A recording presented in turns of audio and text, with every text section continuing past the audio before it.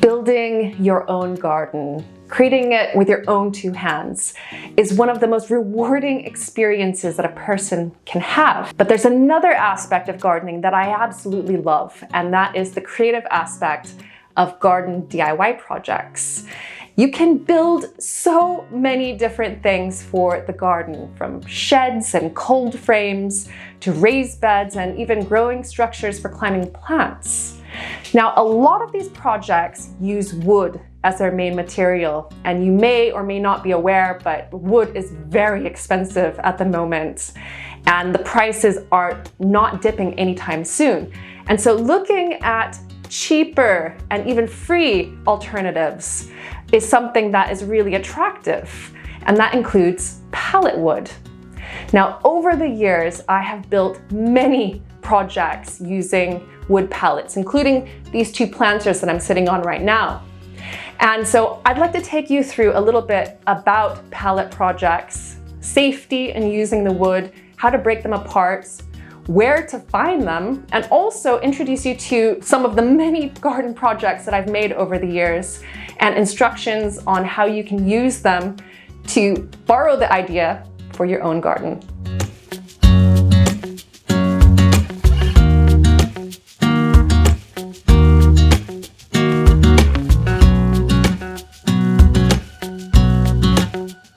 Of all the garden projects that I've shared with you, the strawberry pallet planter is by far the most popular. I came up with a way to cut a single pallet in 3 pieces and then use both the front side and everything on the back, including the spacers, to create a really gorgeous and useful planter for growing strawberries in. And strawberries specifically because they will grow between the slats at the front and the back, along the sides. So you can not only grow strawberries on the top, but all around. And I've had a strawberry pallet planter in my garden since I came up with that idea, since 2013. And once made, they will last about 5 years or so before you need to replace them. They're fantastic for growing other types of fruit and vegetables in as well. And I've had people over the years send me photos of theirs with raspberries growing out of them, beans and peas, and you name it. Along those same lines is another pallet planter, and I introduced that to you just a couple of years ago, and it is essentially the same as the strawberry pallet planter, but it's made with a pallet that didn't have any gaps between the slats. And if you can find one of those, that's perfect, because you can then cut it into 3, make it with the same principles as the strawberry pallet planter, and then you have a deep planter that you can grow anything in. And deep-rooted veg, so carrots and also beetroot and anything that has a large root that appreciates more space underneath, grows fantastically in those planters. And I'm actually sitting on that planter right now, and it has served many purposes. Last year I grew tomatoes in it. This year I'm growing a mixture of greens. I've had kale. I've had all kinds of different types of veg growing in it. And I've not treated the wood, and it is in its 3rd year now and going strong.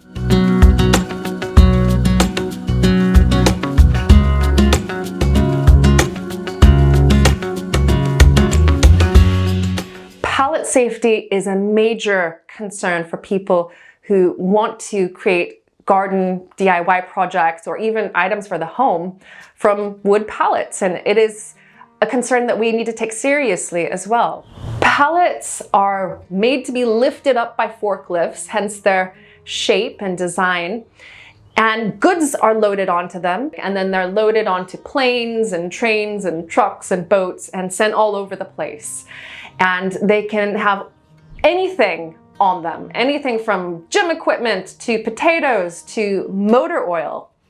Now, say a shipment of motor oil was being transported and one of the containers splits and motor oil went all over the place. It would get into the wood.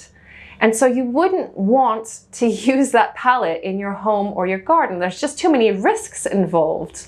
And so if you come across a pallet that has stains on it, that smells bad, that is at the back of a gas station, you probably don't want to use it.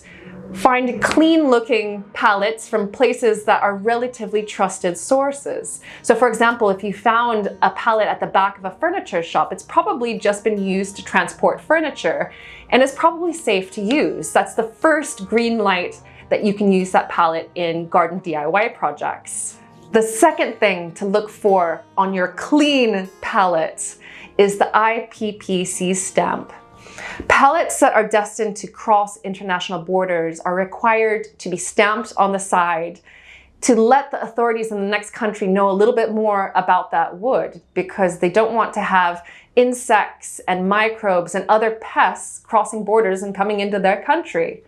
And so that stamp on the side, it's a brand in the wood, will have information on whether or not the pallet has been heat treated, and in that case, it's the initials HT that you'll see in that stamp, and that means that it has only been subject to heat to kill off pests.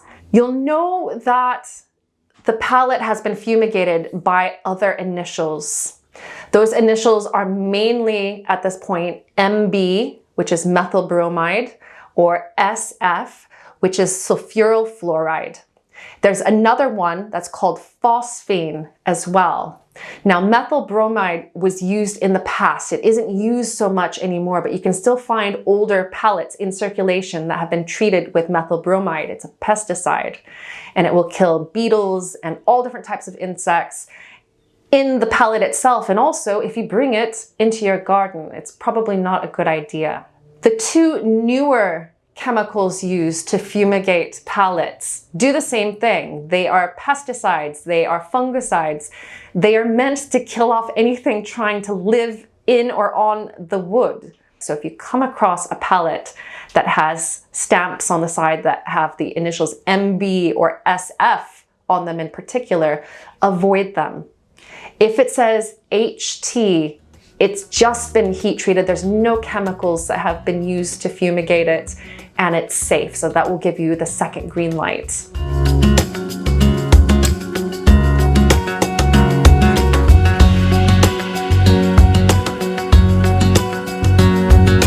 Some years ago, I was growing cucumbers and I was trying to think of a creative way to grow them on a trellis. And being that I love pallets so much, I was thinking about how can I use a pallet. Now, a pallet has a flat face and it has slats. And so I thought if I put it at an angle and prop it up, then the cucumbers could grow up the face of it. And that's what they did. They did need a little bit of training to go over the slats. And were you to make that again, it might be worth putting a little bit of string, some Hessian string over the front as well. But the cucumbers did great. And to make that project, all I did was I dug in a couple of posts in the ground, I leaned the pallet against those posts, and then I lashed them together with some baling twine. And that was it. Brilliant cucumber pallet trellis. I was even able to grow some lettuces underneath, and I love it so much that I'm going to be adding it to the home garden this year. Another project that you can make with pallets, and you don't have to deconstruct them, is a pallet compost bin. And for them, all you need is 4 pallets that are the same size, and then you stack them around into a square, and then again you can screw them together, or you can lash them together with baling twine, which is what I did the first time that I made one of them.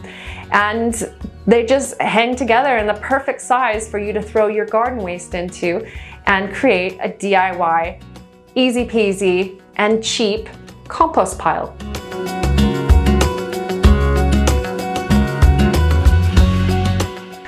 Where can you find wood pallets? Well, the answer to that is different based on where you are in the world.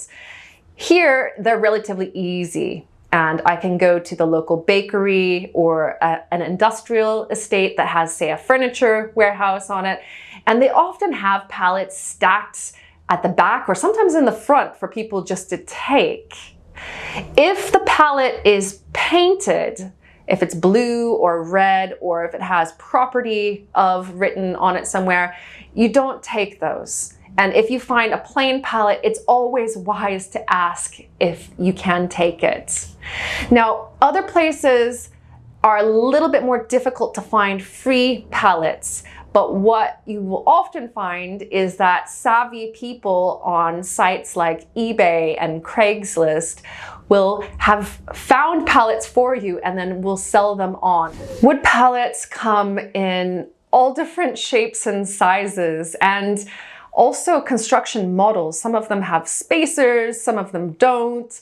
Some of them have planks that form a solid surface on the top. Some of them have really wide gaps. It really is down to luck of the draw, what you get sometimes. And if you are looking to use them in projects, you can either deconstruct them to use the planks as a conventional building material, or think of clever ways that you can use the shape of the pallet, the construction of it, in its own ways. And I've done that in a couple of my projects so that, first of all, I don't have to break it apart as much. And second of all, it's already partially built for me. And using all of the elements of the pallet really makes the most out of that material. If you did want to break apart the pallet, there are a few different ways. You can use a pry bar, so a crowbar. You can cut different aspects of the pallets. You can cut the runners off the side. You can cut between the slats, and I've done that before. There are loads of ways to go about it. A few houses back, I also decided to make a patio day bed out of pallets, and I stacked 4 pallets, so 2 on top of one another and then 2 right next door, and then just created a facing of some other wood, and I threw a foam mattress on the top, and it was amazing. It was a really inexpensive way to have a seat out on our little patio without having to spend a fortune on a sofa for out there. And we had that for several years before, or a couple of years at least, before we moved, and then I deconstructed it and used the pallets for other things. If you want to get really involved and make your own garden furniture out of pallets, there are ways to do that. You can create tables, and Josh made this amazing herringbone table for us some years ago, and we have it in our bedroom right now. It's gorgeous, made out of pallets. You can also make sheds, and more recently, I made a potting bench for the shed.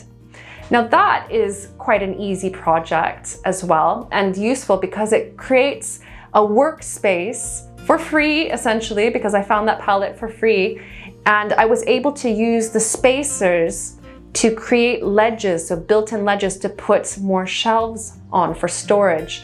And that, although it looks like it might be complicated to build, it's so easy. And I've had so many people message me to thank me for putting the DIY project up, because they too have it in their sheds, and it creates a space for them to pot up plants and to sow seeds under cover.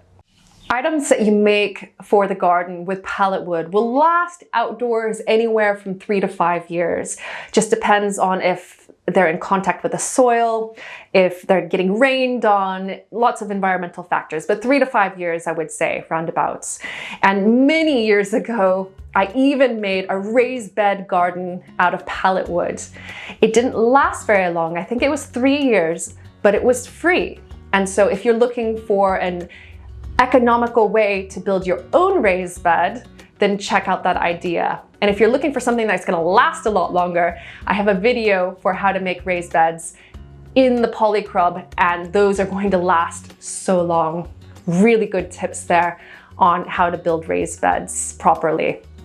Now, if you're interested in any of the DIY projects that I've introduced, I've left links for those videos and DIYs down in the video description, so you can look through that list and see how everything is made.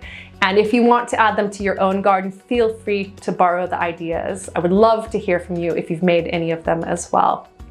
Also, if you have any questions about sourcing pallets, about their safety, about deconstructing them, leave me a comment down below. Thank you so much for watching, and also a special thank you to my Patreon supporters, especially Suzanne and Yeti. Thank you so much for your support.